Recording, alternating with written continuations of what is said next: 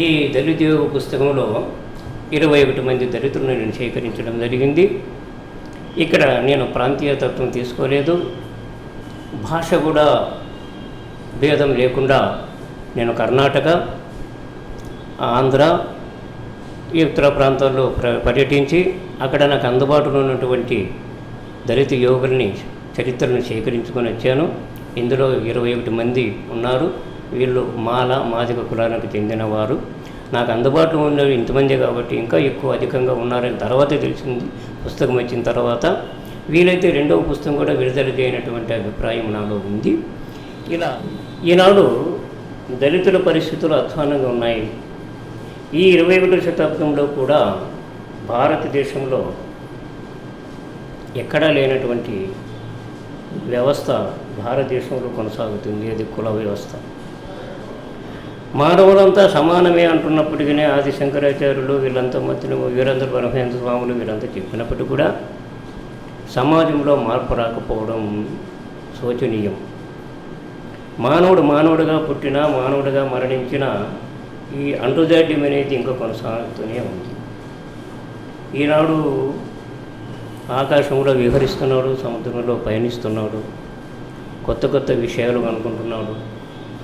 ఏం చేసినప్పటికీ కూడా ఈ అంటుదాడ్యం అనేది పోవటం లేదు.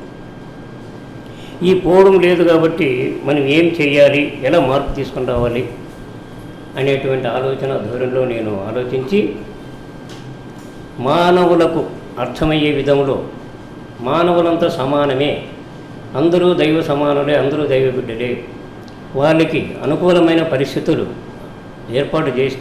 ఏర్పడితే వాళ్ళు కూడా దైవంతో సమానంగా ఉంటున్నారు, మానవుడే మహనీయుడు అన్నట్టుగా ఈ దళితుల్లో కూడా మహనీయులు ఉన్నారు, వాళ్ళని బయట తీసుకుని రావాలనేటువంటి ఉద్దేశంతో నేను ఈ దళిత యోగుల పుస్తకం బయట తీసుకుని రావడం జరిగింది. ఇంతవరకు ఈ దళిత యోగుల పుస్తకం రాలేదు. ఇందులో నేను తీసుకున్నది మాదిగ వాళ్ళిద్దరు. వీళ్ళు ఈనాడు ప్రజల చేత, సర్వం జనుల చేత, అన్ని కులాల వాళ్ళ చేత, అన్ని మతాల వాళ్ళ చేత ఆయా ప్రాంతాల్లో ఘనంగా పూజలు అందుకుంటున్నారు. అంటే దైవంతో సమానం. రాముడు, కృష్ణుడు, ఆంజనేయులు వీళ్ళంతా ఏ విధంగా పూజిస్తున్నారో, ఏ విధంగా వార్షికోత్సవాలు జరుపుతున్నారో, తిరునాళ్ళు ఎలా జరుపుతున్నారో అలాగే ఈ దళిత యోగులో కూడా ఈరోజు అన్ని కులాల వాళ్ళు, అన్ని మతాల వాళ్ళు వార్షికోత్సవాలు జరుపుతుంటున్నారు.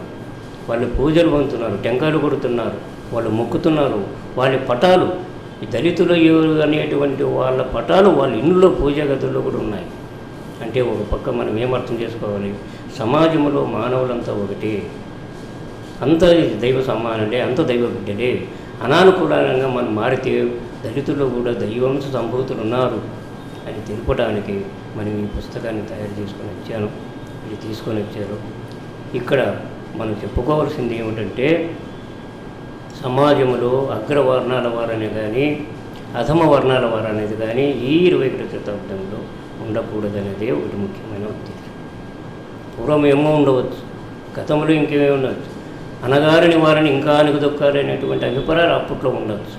ఈనాడు అలా కాదు. అంత మామూలు మారిపోయింది, కాలము మారిపోయింది, సమాజము మారిపోయింది, వ్యవస్థ మారిపోయింది. ఇన్ని వ్యవహారాలు జరుగుతున్నప్పుడు ఈ అంటుదాడ్యం అనేది కూడా ఇంకా అంటిపెట్టుకుని ఉన్నారు.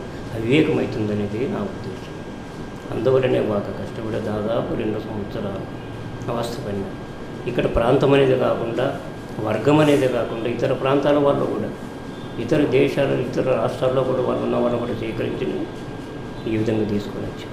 కేవలం వృత్తితో ప్రధానం కాదు, ఇక్కడ వ్యక్తితో ప్రధానం, మనిషి యొక్క మనస్తత్వం మీద ప్రధానం అనేటువంటిది, మనిషి జీవితం కొనసాగుతుంది అనేటువంటి ఉద్దేశంతో రకరకాల వృత్తులు చేస్తూ జీవిస్తూ బతికినటువంటి ఈ దళిత యోగులు ఈనాడు ప్రపంచంలోనే అత్యధిక మితారతో కలిగినటువంటి పూజలు అందుకుంటున్న ఏకైక వ్యక్తి భక్త రవిదాస్ గారు. ఈయన వారణాసిలో పుట్టి చెప్పులు కుట్టుకుంటూ జీవనం గడుపుకునేటువంటి వ్యక్తి, చదువురాని వ్యక్తి. ఈనాడు వారణాసిలో దేవాలయాలు ఉంది, హైదరాబాదులో దేవాలయాలు ఉన్నాయి, అమెరికాలో ఉన్నాయి, లండన్లో ఉన్నాయి, జెనీవాలో ఉన్నాయి, వియన్నాంలో ఉన్నాయి, ఉత్తరప్రదేశ్, మధ్యప్రదేశ్, ఢిల్లీ మొదలగు ప్రాంతాల్లో ఈ భక్త రవిదాస్ యొక్క పేరు ప్రఖ్యాతులు కోల్పోతుంది. కేవలం ఒక చెప్పులు కొట్టుకునే వ్యక్తి, దళితుడైనటువంటి అనగారిన వ్యక్తి ఈరోజు అందరి చేత ప్రపంచము పొందిన భక్తుల చేత పూజలు అందుకుంటున్నాడంటే దళితుల్లోన దైవం ఉన్నట్టే కదా, దళితులు కూడా దైవం సంభూతులే కదా.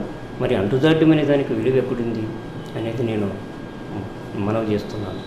దళితులకు ఆరాధ్య దైవం అనేటువంటి అంబేద్కర్ గారు ఏమి సూచించారు, ఏమి తెలియజేశారు, ఏ ప్రకారంగా చట్టం తీసుకొచ్చారు అన్న విషయాలను నేను డాక్టర్ అంబేద్కర్ ఆశయాలు దళితుల బతుకులు అనేటువంటి పుస్తకంలో క్షుణ్ణంగా వివరించాను.